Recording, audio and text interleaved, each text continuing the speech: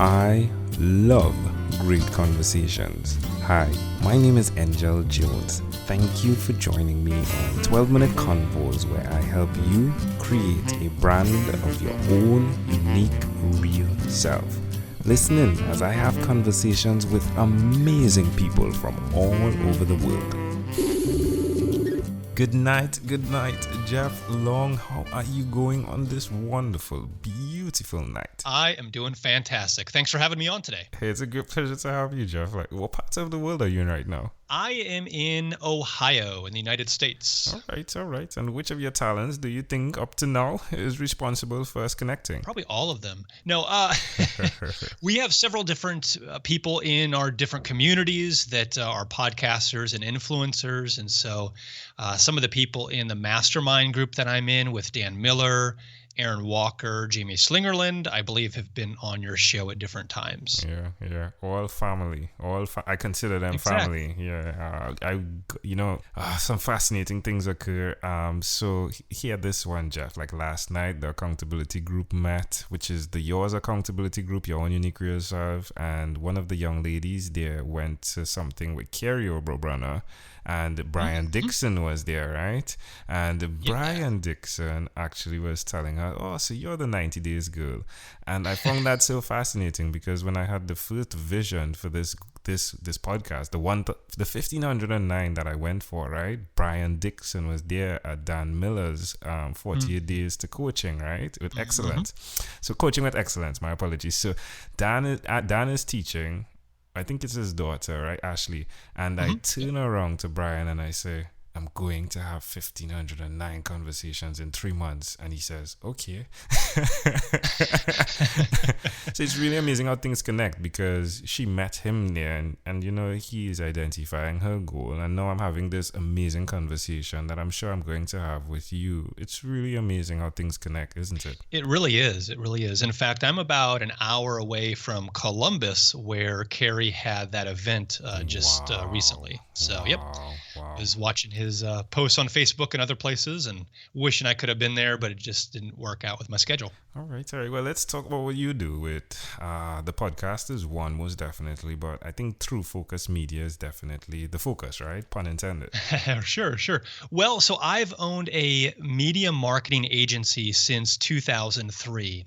And when you do something, for 13, 14, whatever years, you discover what you love, some of your passions. And so while, my marketing agency does everything from video marketing projects to website development, I've found this kind of niche and even a niche within a niche. So let me explain what that means is my parents are both lifelong educators. They've been teachers all their life, from elementary school teacher to principal, and now they're both college professors.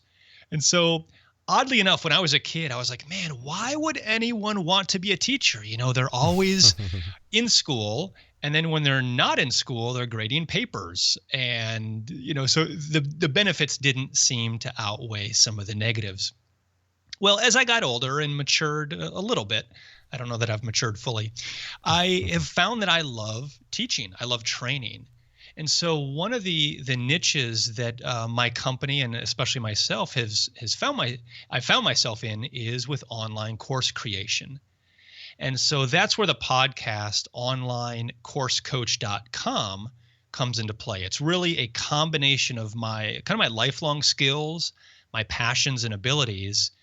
And then even within that niche of online courses, I would call it my superpower, is the ability to help people create effective online course videos. Because a lot of times the video component can be one of the most intimidating. A lot of people hate being on camera. They don't know what gear to use. They don't want to spend a fortune. They don't want to spend a ton of time. So there's a lot that we can do with helping people create effective online course videos. Yeah, that's good, definitely. And I mean, added to the intimidation that goes with the video, of at least the process of doing the video, is also what is necessary for the eyes that are looking at the video for the particular subject at hand. Yeah. Yeah, exactly. Two things I want to talk about with that is I read a study recently that said with training videos specifically, there's about a 12-minute limit that people can kind of stick with you and comprehend. So I always encourage my students and my podcast audience to, break your videos down into chunks. So instead of having, a 5-hour video or a 1-hour video, think of them in 10, maybe even up to 15-minute segments, and then break those out into different videos. So instead of having 1 hour, you would have 4 to 5 smaller videos that people can kind of get that satisfaction, kind of like with Netflix or online videos. You watch one and you're like, oh, I've got time to watch another one, and you waste some time sometimes with those kind of things. So in a good way, you can spend time or invest time watching course videos. Love it. And then secondly, I do recommend as much as possible to be showing and not telling. So in your videos, is what can you show people, whether that's physically, maybe there's something in your hands you can show them. Maybe you can go on a field trip and be on location and show somebody what you're talking about. Or maybe it's more graphics or images or things that you show people on your computer, but it needs to be visual. So show, don't just tell. Love it. Hey, amazing audience. The exact way Jeff is doing this is the exact way he does it on his podcast, the Online Course Coach podcast. I definitely suggest you go on there and check it. Like, he's doing monthly now, right? Like you started up weekly and you're more doing like a monthly thing now, yeah? Which is cool. Yeah. A couple of things with that. I had been doing a lot of Facebook Live videos every week. And so just experimenting with audiences, with what people want and where and content. But my schedule's just been jam-packed. I've been out of the state, traveling with different projects and clients. So my schedule's been a little different, but I'm looking forward to getting back into more of a regular routine with the podcast. That's for sure. All right, cool. Well, tell me one other thing, Jeff, that you've done consistently over the last 3 years, please. I would say a couple things. I would say working out is one of them. Somewhat consistent, 3 to 5 times a week for the past 3-4 years. And that has helped my energy, my kind of mental fortitude, my mental toughness. Some other things are just being more intentional. I have an app that reminds me every day to do some things like play with my girls and pray and be appreciative, and just different things that, I don't need reminded, but it is good to have those reminders to do those and be intentional. Yeah. How does it make you feel? Good. I'm a checklist guy. So anytime something pops up on my to-do list and I can check it off, I get a sense of accomplishment. And then if it's, something that benefits other people, like my family or others, then that's obviously more important, but it gives me kind of a double bonus there. Yeah. Jeff, you're definitely someone that is intentional with their time. And I'm sure someone out there is listening to this, well, probably doing something, right? Because they are as well. Right. Why would you suggest to them that they do what you've done by really putting things in place, preparation, if you would? Yeah. So let me tell you a quick story. I'm somebody that can get overwhelmed easily. And it's very easy to get overwhelmed with all the people we see online, all the podcasts we listen to, all the success stories of, people making thousands, millions, whatever number seems like a lot to you. And it gets overwhelming. But I feel like I'm very good at taking small chunks every day and doing the little things. And for example, when I was in junior high, I came home from school and I was really upset. I was just overwhelmed with the amount of schoolwork I had to do. I probably had tests and homework and all that. And my dad said, all right, Jeff, put your book bag down, go outside and go grab a bundle of sticks and bring them to me. And I'm like, okay, that's very strange, but whatever you say. So I bring the bundle of sticks. He's like, all right, Jeff, break all the sticks at once. And me being, this tough junior higher thinks I can break them. But I couldn't. There were too many. He said, all right, grab one stick and break it. So I grabbed it and I snapped it. I grabbed another stick and I grabbed it and I snapped it. So that has really helped me throughout my life realize when I get overwhelmed or I get intimidated or when I look at other people that I think they have more success, I just need to do the little things every day, whether that's, working out or hitting my to-do list or, loving my wife or playing with my kids. It's the little things that adds up. Love it. Amazing audience. We are live with Jeff Long. Loving it, loving it, loving it. Again, he is the podcast host of the Online Course Coach podcast. Jeff, let's switch gears for a moment now and let me invite you into my time machine that is surrounded with beautiful, warm, blue Caribbean water. Jeff, what is your earliest childhood memory? Yeah, I love that question. I think, I was thinking about this today. I think it's when I was either I was probably 4 or 5, I would imagine, and was sick. And I remember my mom getting me this little Matchbox car that when you hit the side of it, the door kind of flipped over and it looked like it got in an accident. And for some reason that stuck out to me. I never got presents or gifts outside of, Christmas or my birthday. So to get a little present like that when I was sick was just something that really stood out to me. And I still remember my excitement. Even though I was sick, I was just excited to get that little toy. Interesting. So why do you think this memory is so clear? I just think it was, something special. Like I said, we didn't have a lot of gifts or presents or extra things growing up. I was very satisfied and happy as a kid, but yet we didn't have an overabundance of, gifts and stuff and all that. So just to have something that was mine and that my mom got me was, I don't know, it just was really special. Interesting. Hey, well, can I offer an interpretation to the thought picture you created in my mind? Sure.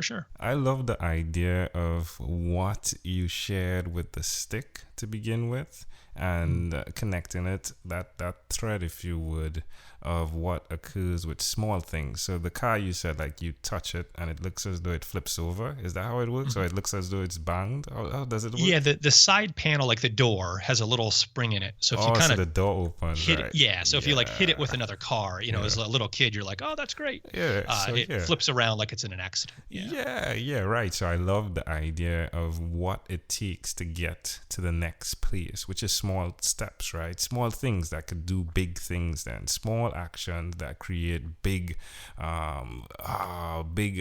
product then.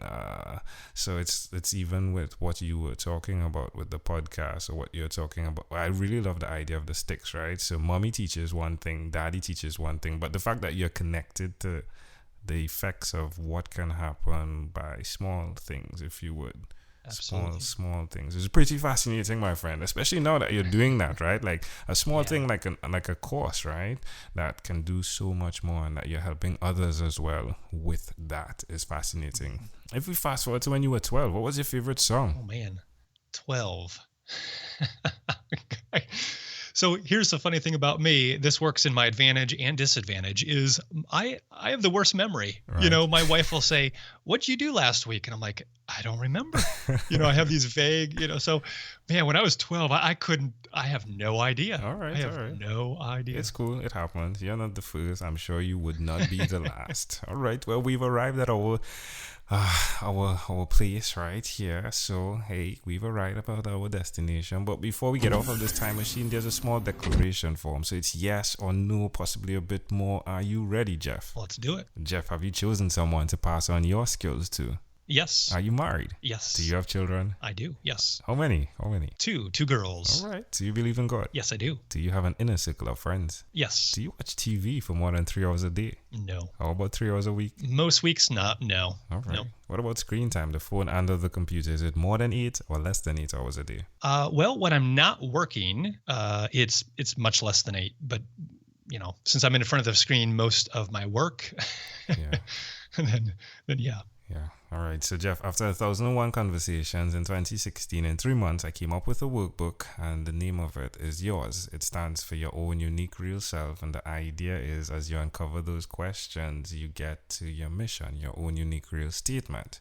If you had to share with us, Jeff, your own unique real statement, a statement that represents Jeff Long, what would you say that is? Yeah. So I close this with all of my podcasts, and it's, the version I say on the podcast is helping you to teach many to impact millions. Yeah. But where it started was my grandpa actually started 2 missions organizations, and their tagline was helping a few to teach many to impact millions. So I've kind of adapted his, in a memory of him when he was alive, have adapted his tagline for mine. Love it. Yeah, when I heard that, I said, "Wow, that is amazing." Yeah, love the podcast again. Hey, Jeff Long, this was a great pleasure. Before you leave, is there anything else you'd like to share with our amazing audience? It's just been an honor being on the show. If people go to onlinecoursecoach.com, they can download some free resources. They can watch past videos, listen to podcasts, and hopefully learn a lot. Yeah. Great stuff there. Jeff Long, hey, this was a great pleasure. One more time, I'll tell you, hey, thank you for being on What is Inspired by 12-Minute Convos with Angel Jones. Thank you for being on 12-Minute Convos with Angel Jones. Stay tuned for more from our advertisers.